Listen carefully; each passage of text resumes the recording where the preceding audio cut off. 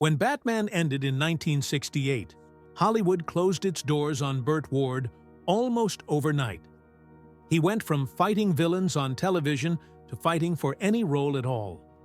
Then a billionaire offered him $10 million to walk away from the woman he loved. He refused. Years later, 163 dogs showed up at his doorstep with nowhere else to go. That moment changed everything. Today, he has saved over 15,000 animals and takes zero salary for any of it. How did the boy wonder go from television fame to one of the strangest second acts in Hollywood history? Burt Ward's story begins in a place most people never imagine, and it starts moving before he even understands what applause means. He was born Burt John Gervis Jr. on July 6, 1945, in Los Angeles, and his father owned a traveling ice show called Rhapsody on Ice. Because of that world, Burt stepped onto the ice before he even learned how to form long sentences. At just 2 years old, he became the youngest professional ice skater anyone had ever seen, gliding across the rink in front of crowds that filled whole arenas. People could not believe their eyes. A toddler skating on his own felt impossible. Yet there he was, steady enough to make adults fall silent. A national magazine called Strange as It Seems featured him because his tiny feet were doing something that felt unreal. He remembered hearing the cheers, although he couldn't see anyone from the ice. That early noise settled somewhere inside him and stayed, guiding him later toward a very different costume and a very different stage. As he grew older, something else strange began to bloom inside him. He discovered he could read faster than most people blink. When he was a teenager, the American Medical Society in Beverly Hills clocked him at 30,000 words per minute with 90% comprehension. The average person only manages around 240 words per minute with far lower understanding, so the difference was almost unreal. Newspapers wrote about him. One article even called out for the real boy wonder to stand up, hinting at the future before anyone knew it. He appeared on a national reading show called Read Write, and every test confirmed the same thing. He could absorb entire pages in seconds. Teachers were stunned. That ability helped him everywhere, guiding him through school, through studies, and toward a confidence that followed him into every new challenge he faced. That talent showed up again at UCLA, where he ranked in the top 3% in math and science nationwide. His dean even told him he should become a nuclear physicist, not an actor. But Burt felt a different pull. He had been skating since he was a toddler, reading at superhuman speeds, and excelling in sports. Football, track, wrestling, tennis, golf, chess, karate. He threw himself into all of it at Beverly Hills High School. By the time he left for Hollywood, he already held a brown belt in karate, which would later matter more than anyone expected during the Batman auditions. Teachers thought he was destined for science. Fate had something else lined up. By 19, he was already working as one of California's youngest real estate agents through his father's company. The job placed him around wealthy clients and quiet industry whispers, and on one weekend in 1965, he met producer Saul David. Burt's enthusiasm stuck with David, who ended up referring him to a Hollywood agent. The connection moved quickly. Soon, Burt found himself standing inside 20th Century Fox Studios, facing an audition he didn't even realize was an audition for Robin. He thought someone just wanted to meet him for possible future auditions, but the room held more than a simple conversation. More than 100 hopefuls were trying for the role, including experienced actors like Peter Dale and Lyle Waggoner. Burt walked in with no professional acting background. What he did have was charm, athletic ability, and timing that seemed to come from that early ice show life where crowds reacted to every move. Once he and Adam West stood together for their screen test, something clicked. Their chemistry was easy, almost natural, and the producers saw it immediately. In October 1965, they cast him. That one decision took him from selling houses to fighting crime on television in just a few weeks. But even that leap needed the right name. His birth name, Burt John Gervis Jr., didn't roll off the tongue the way Hollywood preferred. Producers struggled with the pronunciation. He wanted something cleaner, something sharp. So he borrowed his mother's maiden name, Ward, and changed the spelling of Burt to Burt because he felt it added punch. Burt Ward suddenly sounded like someone audiences could remember. It was simple, strong, and unforgettable. When he stepped into the Robin costume, the name fit him like it had been waiting there all along. When the cameras began rolling in early 1966, Burt was only 20 years old. The job came with excitement, bright colors, and fame, but behind all of that waited something much rougher. His weekly pay was only $350, the minimum allowed by the Screen Actors Guild. It barely covered anything. And that might have been manageable if the set had been safe, but it wasn't. The show had a tight budget, and safety was not a priority. Burt had to do his own stunts because Robin's mask showed most of his face.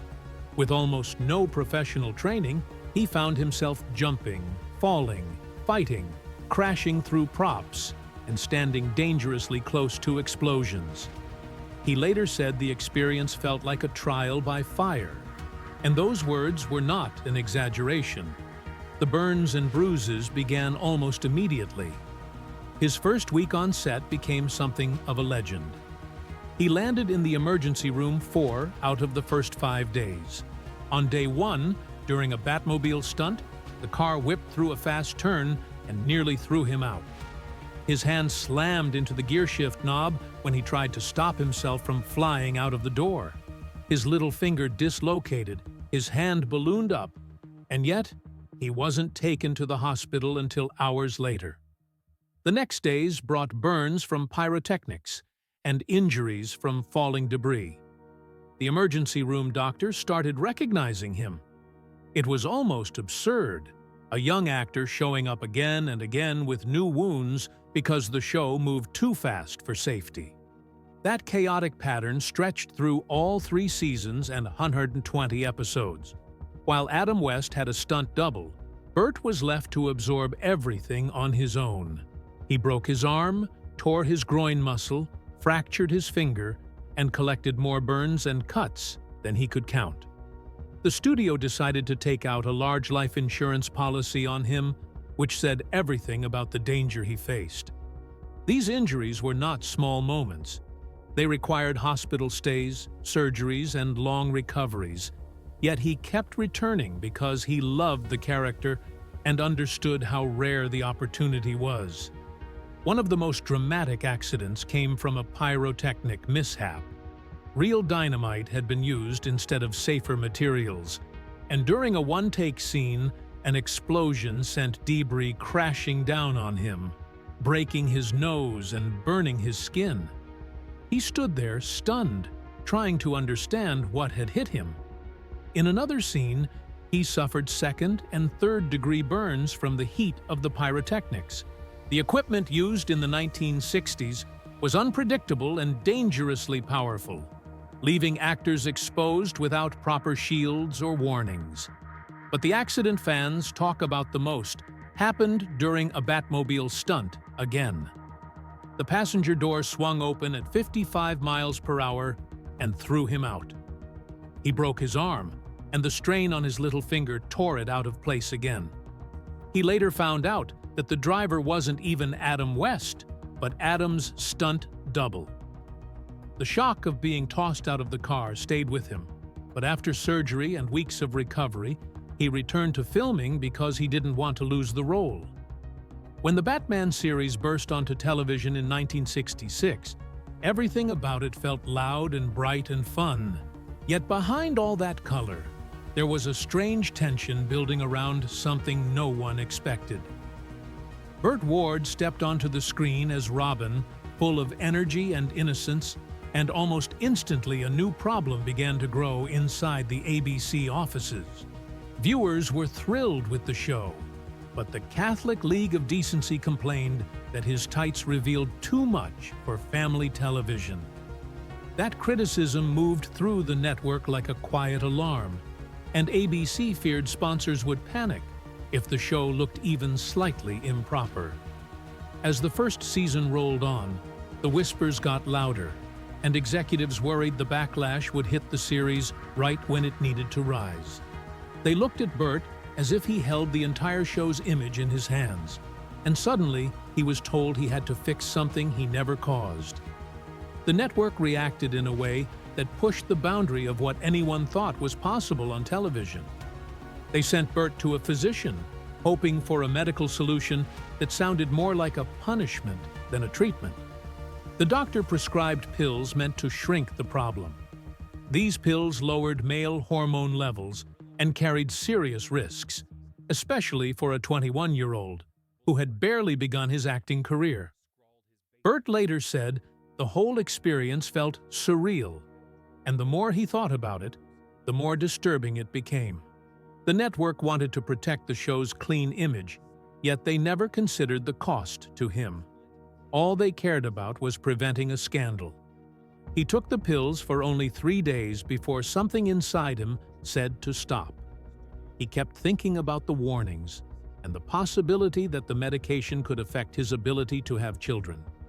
So he walked away from that plan completely. He told interviewers later that no television show was worth risking something so personal. Once he stopped, he was left to find another solution, one that didn't involve doctor visits or medicine. That choice showed how much courage he had at a time when he was still new to Hollywood and surrounded by people with more power than he could ever imagine. With the medication out of his life, Burt turned to his costume for help. He learned to use his cape in clever ways, shifting it just enough to hide the issue that had caused so much noise. It became his quiet shield, both on set and in front of millions of viewers at home. What started as a simple accessory suddenly carried a purpose no one would guess. His resourcefulness kept him from further harm and let him stay focused on the role he loved. Adam West faced a similar concern, but the network gave him a softer solution. Instead of pills, he was handed Turkish towels to stuff into his undershorts. It was quick, simple, and risk-free. The difference between their treatments was striking. Adam received a harmless fix, while Burt had been pushed toward something far more invasive. The contrast revealed an unevenness in how the studio viewed them. It exposed a system where decisions were made behind closed doors without considering fairness or humanity. Batman premiered on January 12, 1966, and became a sensation almost overnight. It aired twice a week in prime time and created a wave of excitement across the country. Kids ran through living rooms shouting catchphrases, and merchandise flew off shelves. Yet the fame and money flowing into the studio told a very different story once it reached the actors' pockets. Burt earned only $350 per week during season 1, while Adam West brought in $2,000 per episode. Even as the show grew into a cultural phenomenon, Burt's pay never hit even $500 per episode. Adam's increased only slightly to $2,250 by season 3. The gap felt heavier when you learned what Burt had to endure. He performed many of his own dangerous stunts because it saved the studio money, even when it put him in harm's way. Burt discovered that he was making the minimum amount allowed by the Screen Actors Guild, while his stunt double earned per stunt fees. Producers kept choosing the cheaper option, and that meant sending Burt into explosions and risky setups that injured him again and again. He went to the emergency room dozens of times, suffering burns, cuts, and a broken nose from a wooden board during a stunt. At his age, he didn't understand how much he could push back, and the studio used that innocence to its advantage. They kept production moving no matter what happened to him. The studio even took out a multi-million-dollar life insurance policy on him. The number was so large that by the end of the series, Burt felt the stunts were becoming even more extreme, as if the studio cared more about protecting its episodes than protecting him. He joked that he knew the hospital staff by name because he was there so often. That policy showed clearly that executives were aware of the danger, but moved forward anyway. When Batman the movie hit theaters on July 30th, 1966, the craze reached its peak. Fans filled cinemas, and the movie pulled the TV world right onto the big screen with bright costumes and wild villains. But even then, Burt didn't escape the pattern. He received only $35,000 for the film, far less than what stars in similar roles earned at the time. While the world celebrated the excitement of Batman, Burt kept working harder than most people realized, often for pay that didn't reflect his contribution. Hidden among all the chaos, though, was a surprising chapter in his life. During the mid-1960s, Burt Ward and Bruce Lee lived in the same apartment complex. Burt was already training in karate, and Bruce, though not yet a global star, trained up to 8 hours a day. Their friendship grew naturally as they crossed paths in hallways and courtyards, and soon they began sparring together. These sessions were real and intense, filled with precision and mutual respect. Bruce pushed Burt to improve, but he always controlled his strength. Their bond became part of their routine, almost like a secret shared between two young men who were hungry to master their craft.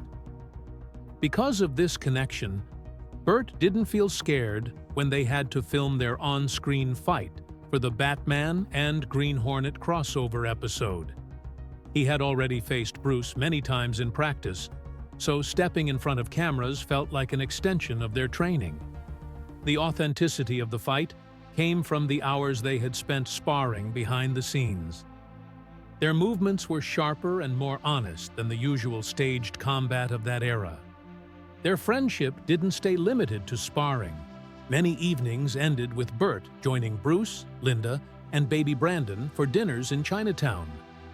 Bruce knew the best restaurants because he had spent 10 years living in China and Hong Kong. Burt described those meals as rich, warm moments where he saw the gentle and humorous side of Bruce. These dinners felt like quiet escapes from the pressures of Hollywood, giving them a chance to enjoy good food and even better company. That connection led to something historic. Bruce Lee's first filmed fight scene was with Burt in 1967, in the episode titled Batman's Satisfaction. It marked the beginning of Bruce's climb toward global fame. Their shared history shaped the way they moved on screen, and viewers could sense something real behind the choreography. Burt said the filming was fun, filled with Bruce's intensity and playful spirit. The authenticity of that moment came from everything they had lived off-camera. Their on-screen chemistry flowed from the same place as their friendship. Every kick and block carried the trust they had built in those courtyard sessions. Bruce wasn't just a brilliant fighter. He was a patient teacher, and Burt soaked up every lesson. That bond made their fight scene unforgettable and helped it stand out from the rest of the show's campy action. At a time when most Hollywood fights were stiff and predictable, theirs felt alive because it came straight from real training and genuine respect. Batman was still pulling strong ratings in 1968, and fans thought the show would continue forever. Yet behind the glowing colors and campy jokes, there was a quiet money problem growing bigger each week. The show cost around $350,000 per episode, which would be more than $3 million today. And even though viewers loved it, ABC lost money every time Batman aired. They tried trimming costs, but the show's style depended on big sets, bright costumes, and playful effects. And once they realized nothing could really be reduced without changing the whole identity of the series, the decision to cancel became unavoidable.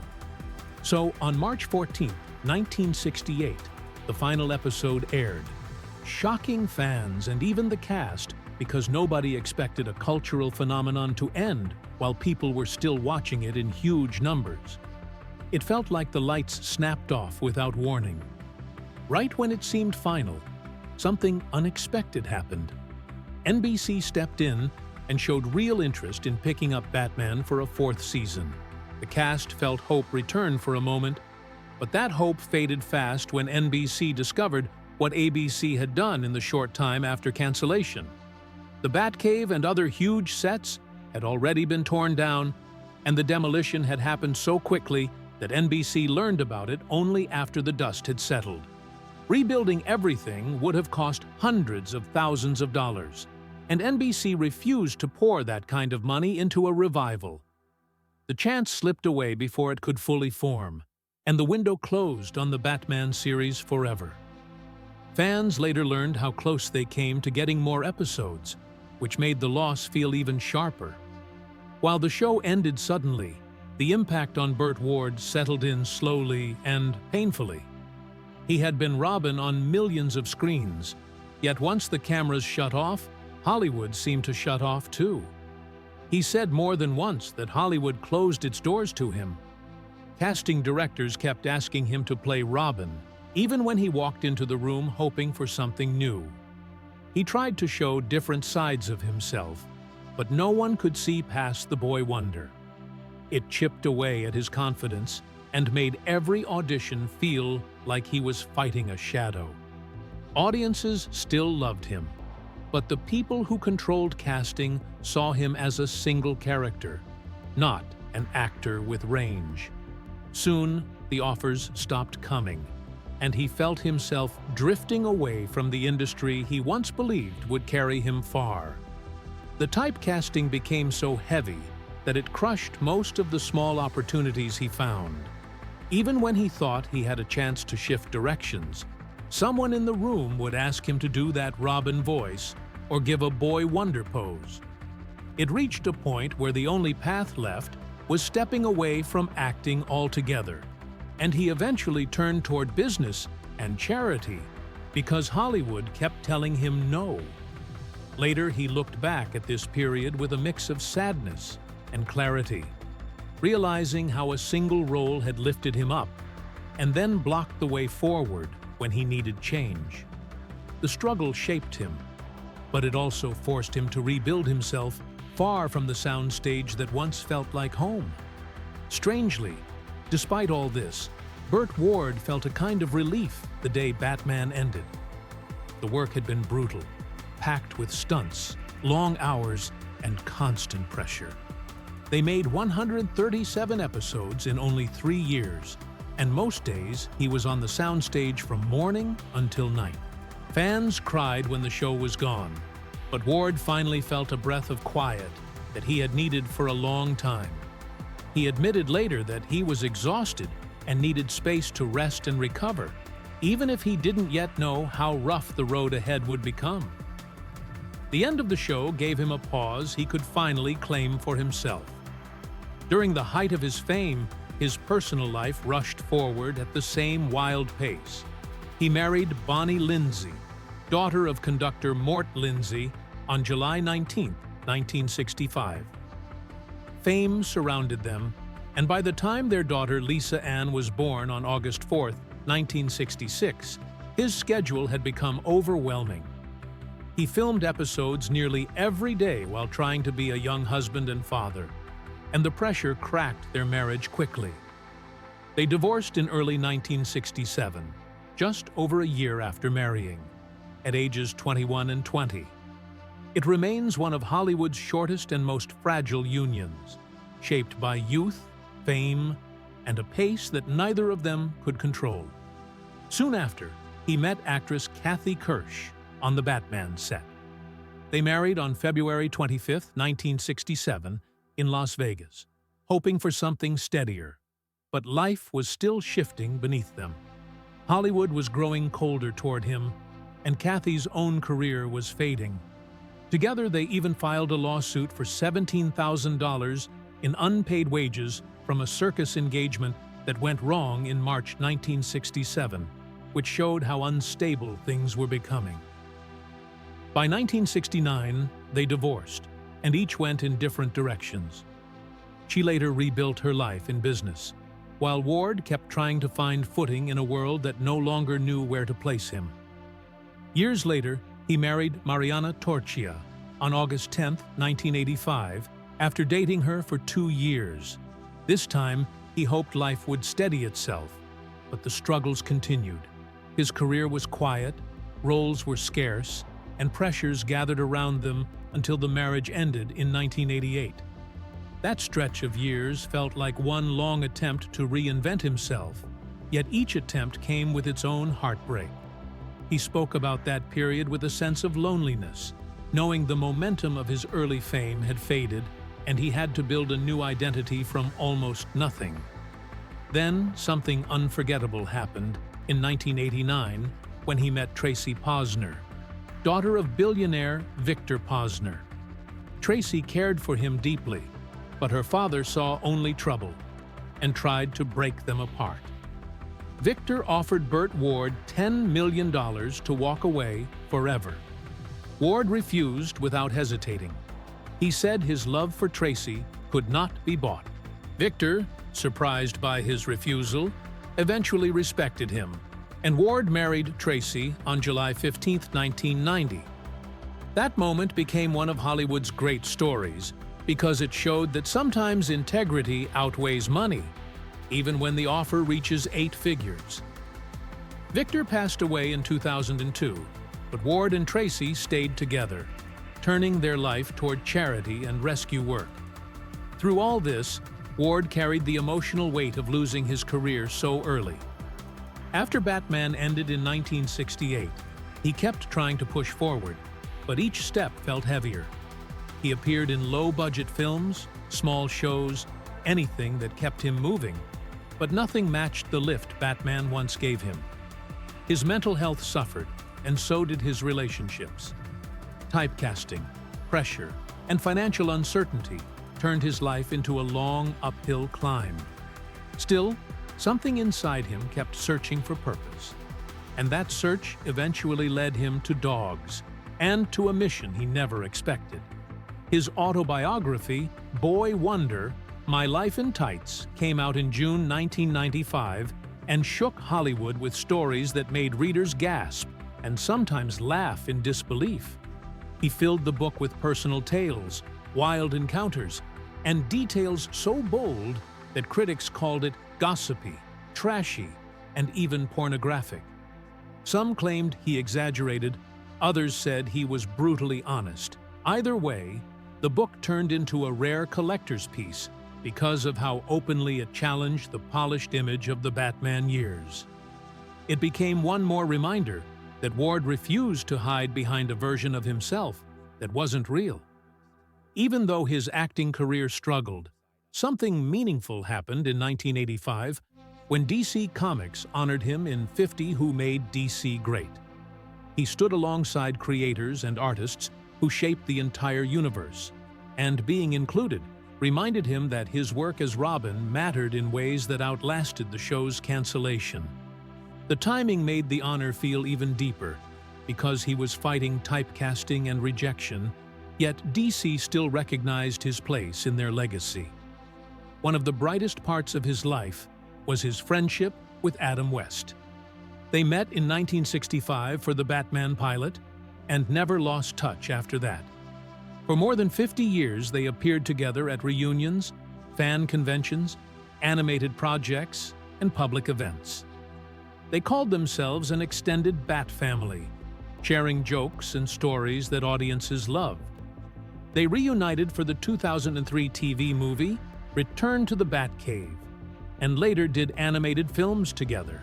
When Adam West passed away in 2017, Ward felt the loss deeply, because their bond had lasted longer than the series itself.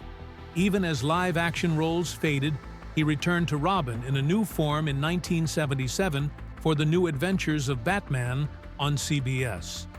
Voice acting kept him connected to fans and gave him steady work at a time when Hollywood seemed unsure of him.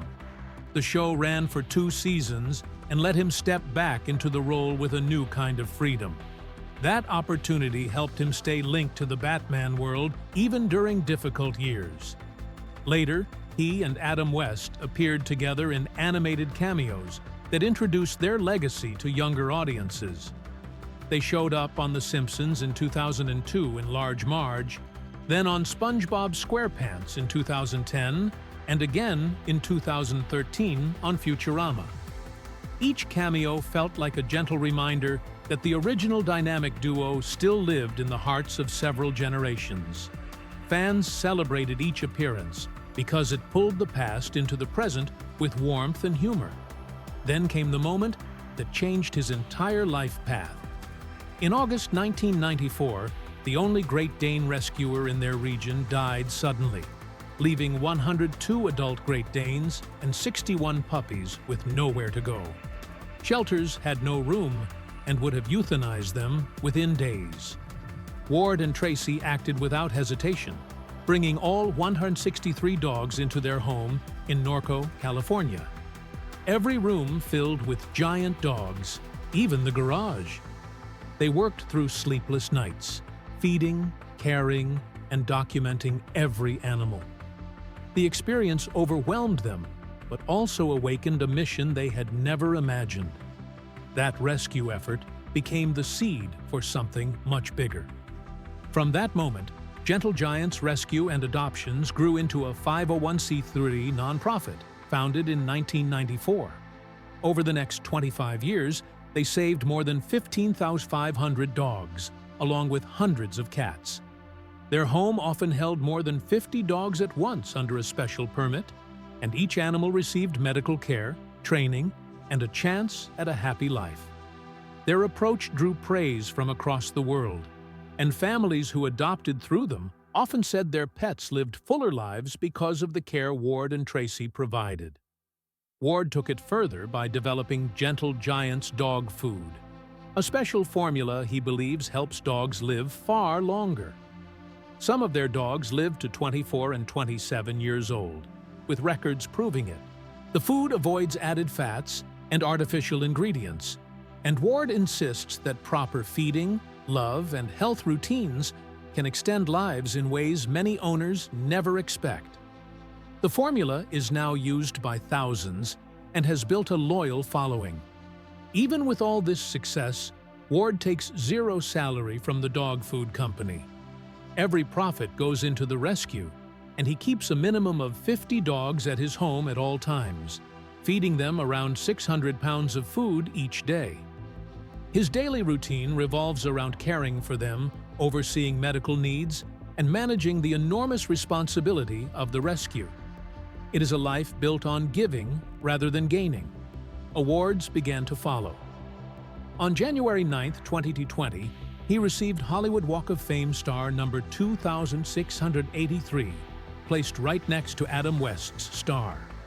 He earned the President's Lifetime Achievement Award from President Joe Biden, the United Nations Humanitarian Award, and earlier in 1984, Harvard named him Man of the Year. These honors recognized more than his past work as Robin. They celebrated a man who turned personal struggle into a mission that saved thousands of lives.